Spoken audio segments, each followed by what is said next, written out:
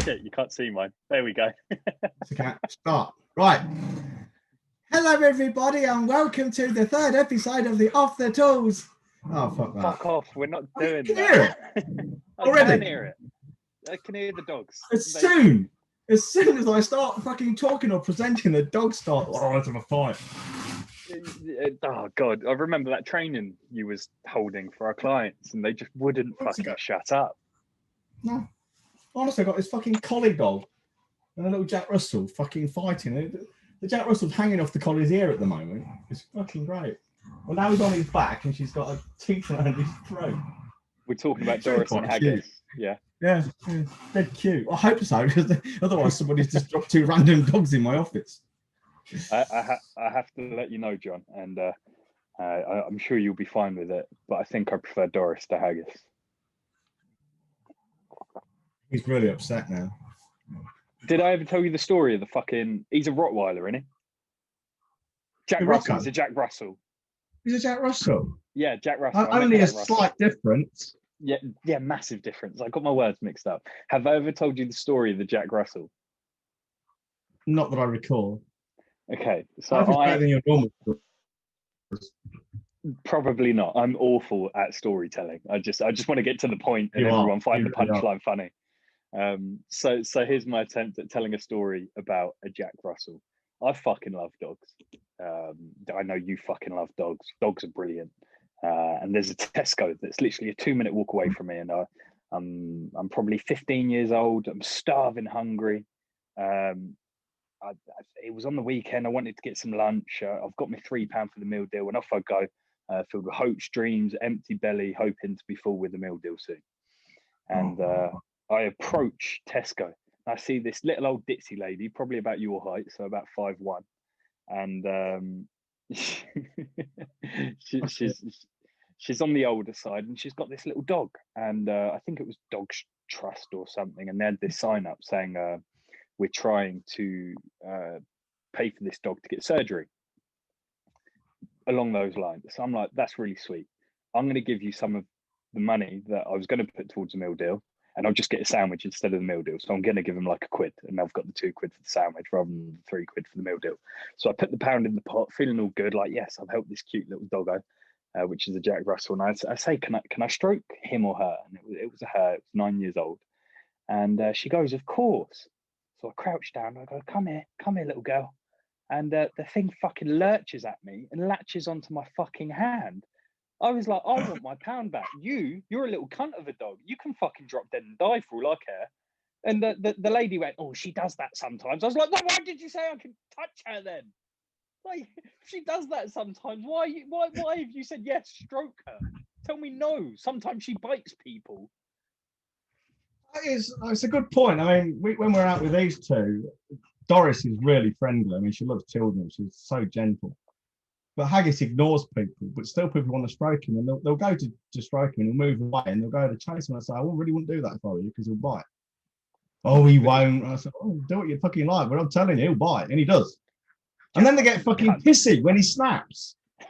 Well, they're idiots. I fucking told them, don't stick your fucking fingers in his face then. How stupid can you be? They're idiots. But you get told this dog bites, so he won't bite me. Ah, he bit me! I'm not a fan of Jack Russells, I have to say, just because of that I story. Fucking love them. Jack Russells, collies, and greyhounds are my favourites. Fucking love greyhounds. Haggis got a rat yesterday morning. No, the morning before. Yeah. That rat size, you know. Very big. Rat size. I'll tell you what, I got another story about dogs that the old man told me today. So granddad's in hospital. I don't think I've told you, but anyway, he's in hospital. Dad needed to drop some shit off.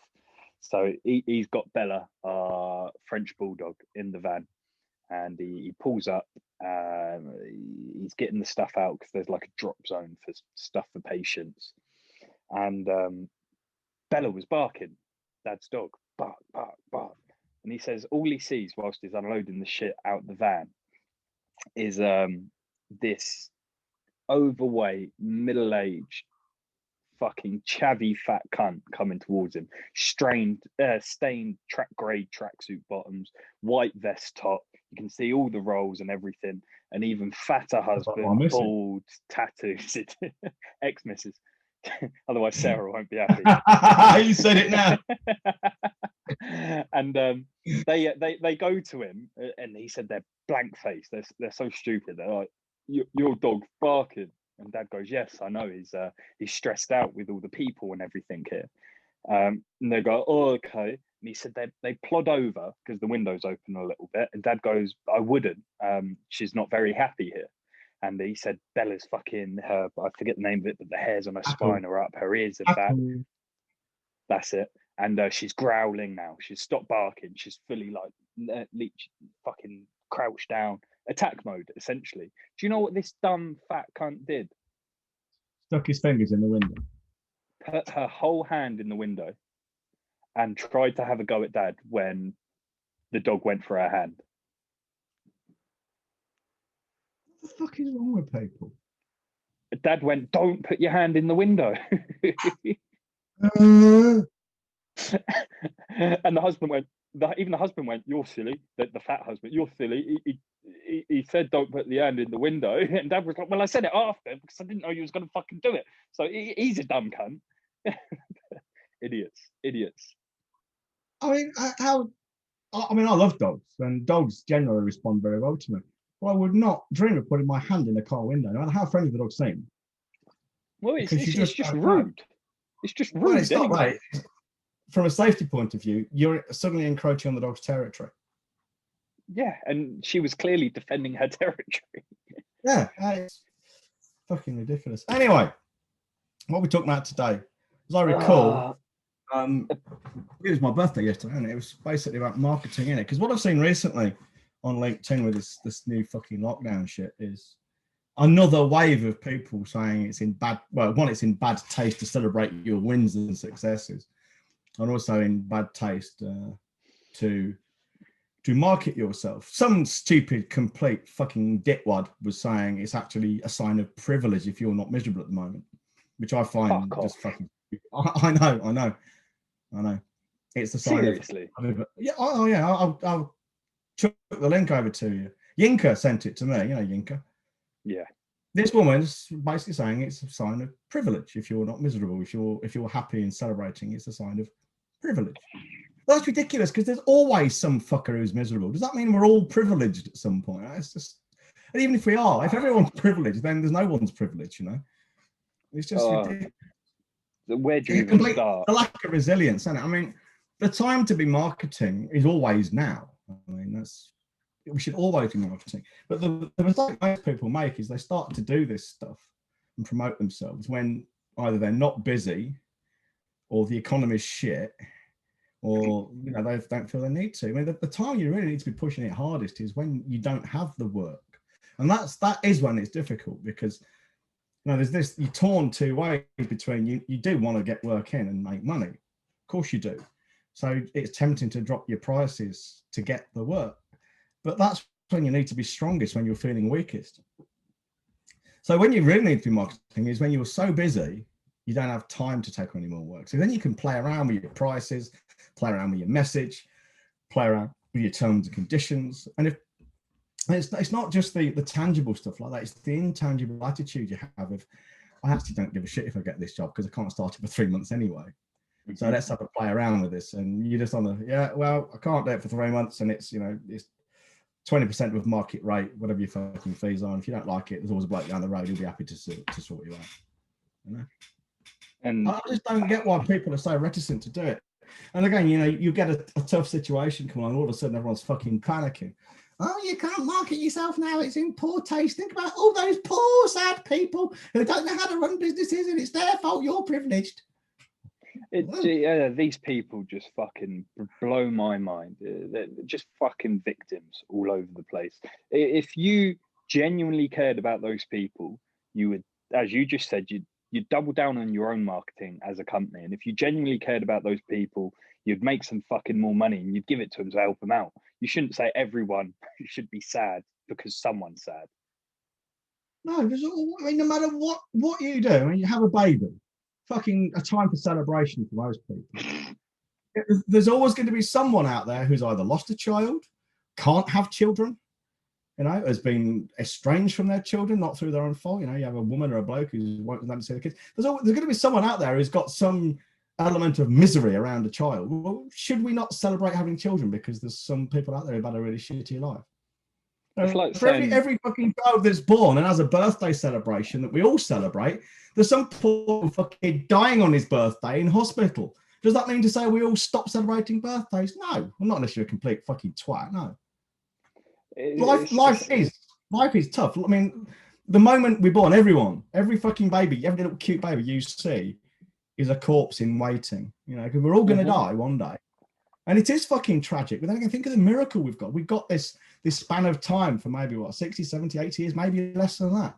But the very fact we're here at all is a miracle. Really, it's not a miracle, but it's infinitesimally probable that we're here as an individual. The chances of me being me are just remote. So remote as to be practically zero.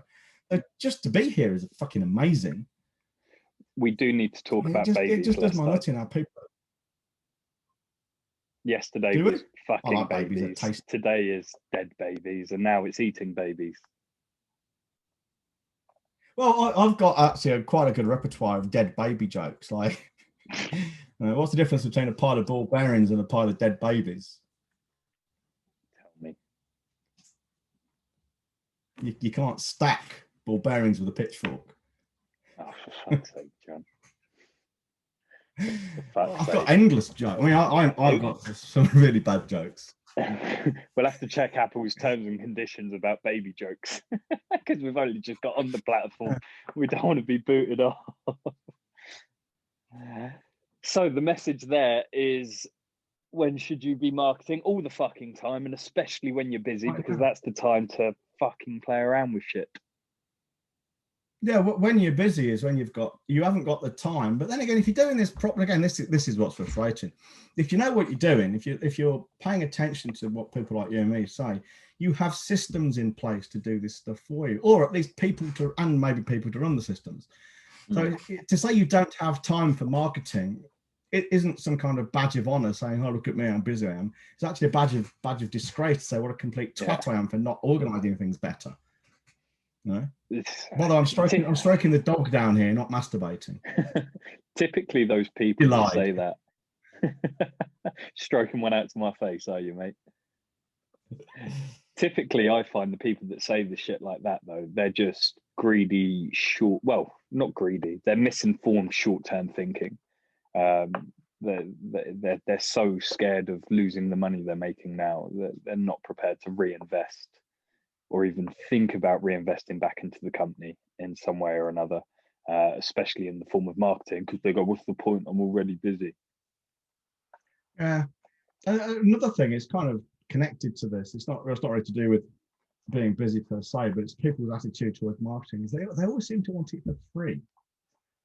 Free social media, and they all go through all kind of convoluted thought processes and actions to get something for free. I mean, again, this is not the same thing, but this is the extent people will go to save money.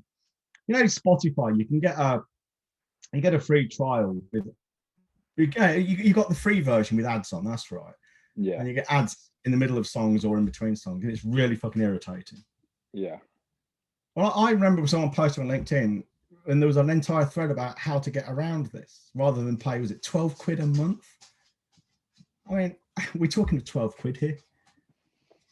Jesus Christ. And I mean, one guy was saying what he does, he changes his Apple ID every month to get all the free to get the free trials.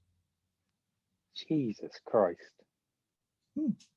So you probably save 6 quid a month on different subscriptions, but what kind of piece of shit does that? Someone else, get this right, he posted publicly, this was just, I was gobsmacked, posted publicly, "Will any of my clients reading this please just PayPal me the money they owe me rather than me invoicing, because I don't have to pay I have to pay a charge. And if you send it to me as a gift or something, like family, I'll get it for free. But otherwise I have to pay a percentage." He posted that publicly.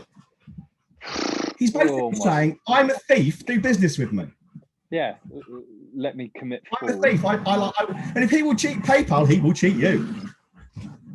He's all, You know, absolutely, and he's he's a also dick. asking What he is. he's also asking his customers to essentially give up their I don't know what the correct word to use is, so I'll say rights, because if you transfer money through friends and family, you can't dispute the payment. No, and it was just wrong anyway. I mean, who in their right mind would go onto LinkedIn and say, "Hey, I'm going to rip off PayPal with your collusion. Oh, but I won't rip you off because I'm honest." No, you're not. You're not. You really fucking are not. Well, that's the exact sort of bloke who next Monday, I believe it is, when it's Blue Monday, is going to be crying into their overdue bills, I imagine. Oh, Blue Monday, isn't it? Yeah. What do you think of Blue Monday? Blue Monday, it's the time of year when people allegedly are the saddest.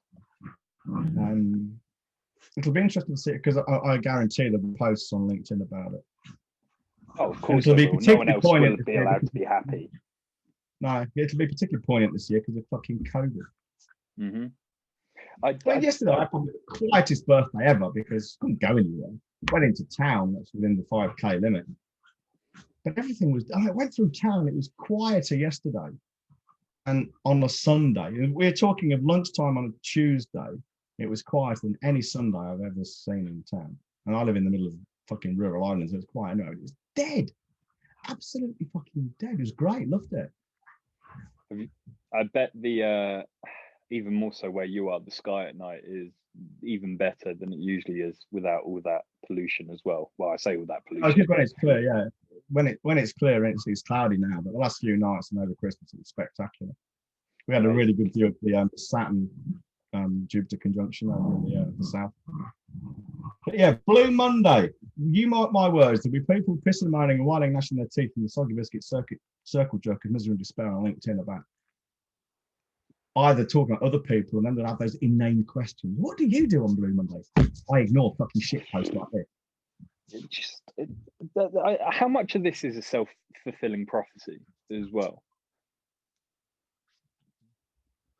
I've always believed that the minute they've stated it, the numbers have got worse every year since the first time it was introduced. It's like, hang on a minute, how much of this is a self-fulfilling prophecy? If someone just said it's the happiest day of the year, I'm certain everyone would just be happier. Well, actually, that's a really good point, because LinkedIn is one big fucking mass of self-fulfilling prophecies. And what I mean by that is this. People talk about, and if you could see what I could see, it's dead cute. People talk about getting engagement, how important it is. What they don't understand is if you post, for instance, about Blue Monday and how sad it is, and how lots of people are being miserable, and you can, that was loud. Yeah, I mean, for the casual listener, me being autistic means loud noises like that actually are physically painful. I'm wearing this cap now because the light is so bright. Be quiet. People will post on LinkedIn for engagement. Blue Monday is a perfect fucking topic for people to post about. But what they don't understand and what they don't really grasp is they're not going to necessarily attract their perfect client, their ideal client, unless their ideal client is someone who likes to whine about Blue Monday.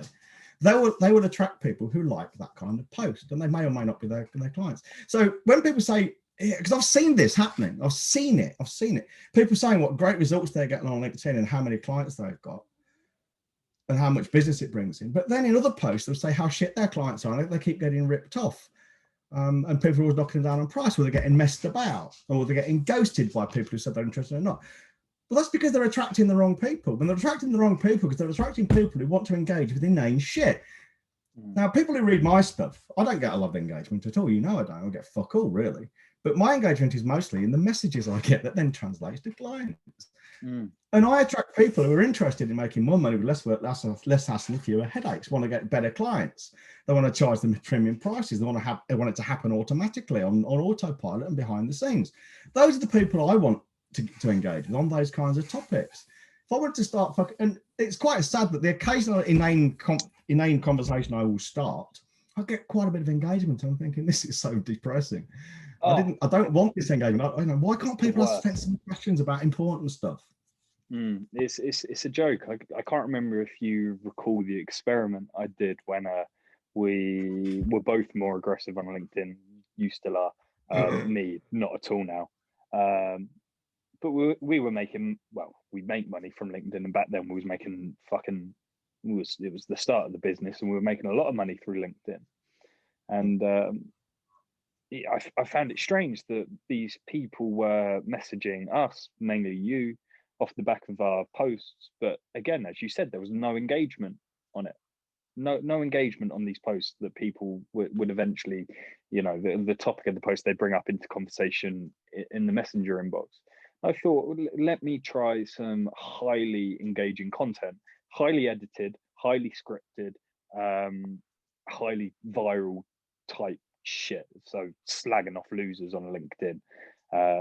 It was largely comedy based. It was the most engagement I've ever got, apart from the time where I wrote about the Queen. Yes. That's the story for another day.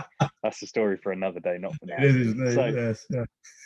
So I said to myself, right, you're going to do 5 posts that are geared towards engagement, and you're going to see if any of that leads to any money.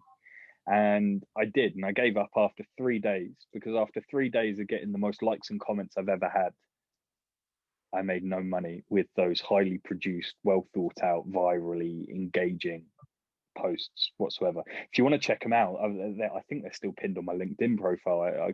There's one where I just call everyone a nonce, another one about TikTok and how the theme of all 3 episodes was nonces, actually.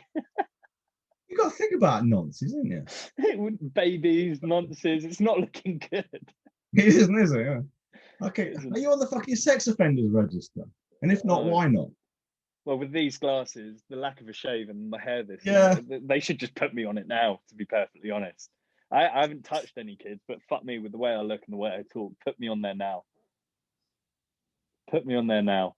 So, yes, Blue Monday is going to be the circle jerking, echo chamber galore on LinkedIn. That was loud as well. Dog just vomiting on the floor, that's right. Vomited. Well, it's not actually vomiting, no, just coughing his guts. And to be perfectly honest, to go back to my original point, how much of this is a self-fulfilling prophecy? A lot of people will have a go at me for this, but I do believe that to some extent, being miserable and sad is a choice to an extent, unless there's real actual things going on in your life. But even then, I believe it's partially a choice. You feel those emotions and then you choose to move on. It's the wallowing. We all choose our own emotions. I mean, you read the classic Stoics, and there is a moment when something first happens. There's a moment when it catches you unawares, and it takes you a period of time to master your emotions. Now, that period of time is trainable, and as you know yourself, there are exercises like cognitive distancing you can use consciously to manage your own emotions. The way to do it is to practice it. And it's a little bit like preparing for battle. You train hard so you can fight easy, meaning you train as hard as you possibly can. So when the actual battle comes, you know exactly what you're doing. And in the same way as if you train for adversity, emotional adversity, things like death in the family, bereavement, loss, failure, catastrophe, by imagining these things, working through it as a process, and cognitively distancing yourself when things do occur, you do get to manage your own emotions, and we all do.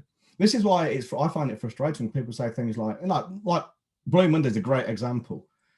People will say, I'm sad because it's Blue Monday. Blue Monday made me sad. I've spent all this money and it's made me upset. No, it hasn't. The facts are the facts. They don't make you feel any way at all. You choose to feel a certain way. Now, for instance, it's like bullies and even things like rape and murder in the family. Those things are awful. I know they are. I mean, I'm not condoning them at all, and no one's victim blaming here. But then when those things have happened, they are a fact. They can't unhappen. How you react to them is entirely up to you. Now, what you can do, I know someone who had an abortion at 15. She's now 45. She's 45 next birthday. So she's 44 at the moment. And she's still blaming her parents, one of whom is dead. She's still blaming her parents for her shitty life because of the abortion she had 30 years ago. Well, that's just childish. because nothing's ever going to change the fact they coerced her into having an abortion. Nothing's going to change that. But how she responds to it in the intervening years is entirely on her. Some women get raped and it destroys their lives, or men indeed, I suppose. And then some get raped and they say, you know, it's a shitty thing to happen, but I used it as a springboard to make sure something like that never happens to me again. I changed my life. So I'm not saying these things are good, because they're not, obviously, but how we respond to them is up to us. I've had shitty things happen, you know. I know people have had autism diagnoses and it's broken them. For me, it was a point of revelation. It was tough at times, but it was a kind of fucking hell, this is different. Okay, let's make what we can of this. And even Shakespeare said, you know, nothing is but good or bad. It's thinking makes it so. And it's absolutely true. It's a very unpopular view, though, because what you get is the weaklings and the snowflakes will say, oh, you're just a bully or you're just a narcissist. Now, they make all these fucking snaps, complex psychological diagnoses on the basis of a few words on LinkedIn. But what they're doing really is abdicating responsibility for their own fucking emotions and feelings. Yeah, and I want to make it painfully clear that we advocate for when that thing happens and you feel those emotions, you feel them intensely, you feel them strongly. And then once they pass, you let them pass, you don't cling on. You then have a choice to make. Will you let this consume you? Or will you, as you just said, will you use this as a springboard to propel yourself forward? I see it a lot. I've seen it frequently when people die and they just let the death of a loved one consume them for years and years and years. And there's a time and a place, in my opinion, for every bad thing, that you draw a line in the sand and you make a choice on which side you sad, miserable cunt, or do something about it and move forward. It's easy. What worries you masters you, John Locke said, an English physician and philosopher. I agree with it wholeheartedly. Well, here's something else to think about as well. Let's say there is a time someone in your family dies, say a loved one dies. There is a period of grieving, which is acceptable. Okay. Then the question is, well, how long is that? Who decides? Mm-hmm. Now, if we agree, and I think we will, if we agree, it serves everyone to minimize that period of time of grief, because it serves no one. You just feel like shit. If you could, just for the sake of argument, if you could cut that period of grief down to an hour or 5 minutes, would that be a good thing? Bearing in mind that the resistance you'll get most from is from other people whose opinions are irrelevant because you don't control them. You'll get resistance from other family and friends, and you know, you didn't grieve for long enough. I say, what's it got to do with you? How long I grieve for? Yeah. If you could cut that period of grief down to 5 minutes, would that be a good thing? I'd say yes, it would. Because it serves nothing. The person who's dead feels nothing for your respect, even if you're showing respect. So what is the correct period of grief? And I think everyone will accept, yeah, there is a period of grief after which it's okay to move on. And then the question is, how long is okay? How short a time is okay? And who gets to decide? Well, it's your fucking life. It's your mind. It's your body. Surely you get to decide. Where is it written that you've got to grieve for 6 days, 5 days, 3 days, 10 years? It's just made up bollocks. Mm-hmm. It's other people's fucking opinions. As you said, this is it's no different to a muscle that needs to be trained and practiced over time. But the best way to describe that is the minimum effective dose. So long enough that it's not going to cause problems in the future, but short enough that it's not going to cause any unnecessary disruptions to your life. And you should be practicing philosophy, mindfulness. We heavily recommend stoicism to learn to control those emotional muscles. John has an unfair advantage being autistic, but anyone saying I can't do that or that's unhealthy, that's unhuman. I've personally been called psychopathic, and if you know me, I'm not psychopathic. Well, the autism, the original paper is psychopathy, so there's arguments there in children. But me as an average NT person, which I imagine most of our listeners will be. However, I wouldn't be surprised if we had a disproportionate amount of autistic people listening. This is something that can be trained, and people will try and demonize you for it. All the time. Because and you've experienced this firsthand, but because you flex those emotional muscles and it's trained and it's strong, it's slopey shoulders, water off a duck's back. Well, the really cool thing is that the results of the training that leads you to saying these things also means that when people call you a pariah for saying them, you don't give a shit. Oh yeah, I was called a pariah. And my response to that was, what is it about being made a pariah you find so scary? Because I don't care. Obviously, you fear that greatly. It must be terrible to be so weak, to be so affected by the people's feelings. I didn't get a response to that. Not a lot you can say to it. No, I think it really comes down to resilience. And people are going to need resilience on Blue Monday, to be fair. And people need to fucking realize all of this is only going to get worse. Yeah, we haven't truly felt the effects of COVID yet. We have not. The economic downturn has not hit us. So if you're thinking, God, this is bad, but oh my God, the vaccine's coming, it's going to get better, you're fucking deluded, and you need to get that idea out of your head right now. You need to prepare for war. The worst has not come yet. I agree, absolutely. What I'm find endlessly frustrating is people who are waiting to see what happens. Oh no. These people. Yeah, these people were waiting to see what happened back at the end of March 27th, the first lockdown here started. Well, people were waiting to see what happened then. And having seen what happened, they're still waiting to see what happens. The thing is, if you...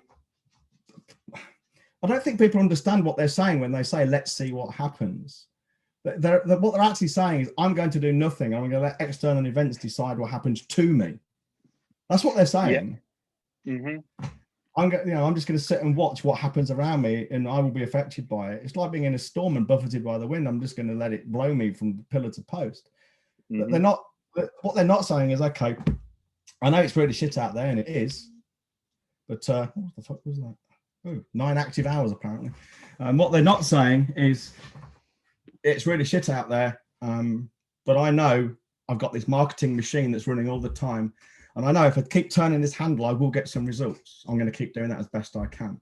But I know I'm not going to do anything. I'm just going to sit and wait and see what happens. Save my money.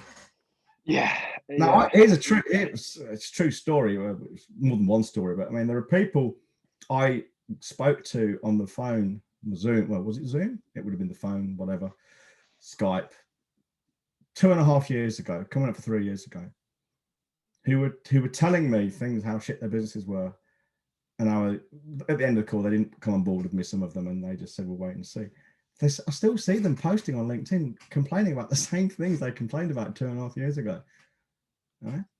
So a guy I spoke to, this one, the brickie I spoke to back in, before COVID, so it's nearly a year ago, doing over $1 million a year, didn't even know if it was profitable. Do you remember? Yeah, I do. He said he was going to wait and see. He's probably still waiting and seeing. I find it I'm thinking of someone else. I know who you're on about. No, yeah, he wasn't a dickhead. He was a nice bloke, but he was deluded. Nice. There are times when things are beyond your control. Well, like the whole COVID thing is beyond your control, our control. For instance, we're waiting for stuff to be delivered, stuff that I ordered weeks ago. Sarah's getting Mrs. EBG. She's getting aerated because there's a few supplements that she needs that aren't arriving in time. But my attitude is, there's nothing I can do about any of this. Is there stuff we can buy locally? If there is stuff we can buy locally, let's buy that. If we can't, there's nothing you can do about it. Or get on a plane and go and fetch it. If you can't do that, then there is nothing you can do about it. So there's no point in worrying about things you can't do anything about. Do what you can do. Eat different food, maybe. Buy locally sourced supplements that might be equivalent. Do different exercises, whatever. But beyond that, you can't make DPD deliver the parcels. You can't. It just does my head in. Focus on what's in front of you. Change what you can. There's no point in worrying about the rest. And then people will say, get all emotional. Oh, you just don't care about me. You don't care about any of this, do you? Well, no, I don't actually. I care about you, but I don't care about any of this. There's no point in caring about it. It's wasted emotion. Yeah, absolutely. It is. Thing is, my misery loves company, Connor. misery does love company. And just going back to those wait and see people. Yesterday we spoke about how we are river people, but I just want to make it clear we're like guided, protected, lazy river people. We'll ride that river because we know roughly, we know where we're going, where we want to end up, and we've set reachable goals in between. These people that are saying, "Oh, let's wait and see before I make this decision. Let's wait and see before I do that." You're in a rubber dinghy in the middle of the fucking ocean. No one knows you're there, and there's a storm coming. So by saying, "Let's wait and see," you're robbing yourself of the opportunity to fully prepare for what's about to come. And I have to say, you're a fucking idiot, and you should do something about it. Yeah, unfortunately, most people just won't. It's the wait and see brigade. Marcus Aurelius once said, "The right time is the right time will come when you decide it is." And too many people spend too long waiting for it. That's obviously not a direct quote or direct translation, but it sticks with me because it's so true. Those people that we'll wait and see, I'm waiting for the right time. They're just waiting forever. Yeah, they're just waiting forever. I read something, I think it was Epictetus, I can't remember the exact quote, it was just the other day. And what he was saying was, death is inevitable for all of us. And once we realise that, there is no reason not to try anything and everything. There's no reason to be cautious about anything, you know. Leave that job, sell that house, do what you really want to do. Because ultimately, you end up in the same place anyway. And there are very few choices really in the grand scheme of things. There aren't that many choices you will make which will actually hasten your end, not predictably anyway. So, you know, start that business, start that marketing campaign, send that email, fire that client, raise those prices, post that fucking advert, speak your mind, because ultimately you're going to die anyway. And in 100 years, nobody will remember any of this. In 1,000 years, we'll all be forgotten. Absolutely. So why are people so worried about this? I just don't get it. Well, the people that worry over and over again are much like the people who make the same mistakes over and over again. And if I'm not mistaken, John, that was the topic of your 1 minute hate. Fuck. Right, get that fucking time. Same fucking mistake over and over again. All right, wait. It isn't. Wait. He's raring to go. 3, 2, 1.5, 1. Go. It isn't just that people make the same mistake over and over again, because that's just human nature. Okay, it's stupid and it's fucking careless, but it's human nature. What I really get frustrated by is people who make the same mistake over and over again and complain about the results they get. I used to know someone, a lady, and she was pissed about being overweight. She was constantly fucking moaning. Every time I saw her, she fucking pissed and moaned about being fat. Every time before I saw her, she said, "I'm really fat this time." And I used to get so annoyed. And the thing is, she knew what the answer was. Eat less, exercise more, do it consistently. But you know what? Oh no, that was too fucking much. So what did she do? She overate, she overdrank, she got fucking fat. And then she pissed and moaned about how much she hated being this way. For the love of all that's fucking holy, stop making the same mistake over and over again. You know what the answer is. You've done it before. What is wrong with people? But it's the same in business. I knew it was a mistake to take on this client. I've done it before. And guess what happened? It turned to shit. Then why the fuck did you do it anyway? Stop. What? Stop. I can't. Why do they do it? Mate. People that don't like where they are, don't make any changes and just expect change to happen. They're the worst. But that's a whole nother podcast on its own. And we've already been going for a good while, I think. About 40 odd minutes, yeah. All right. Shorter one today.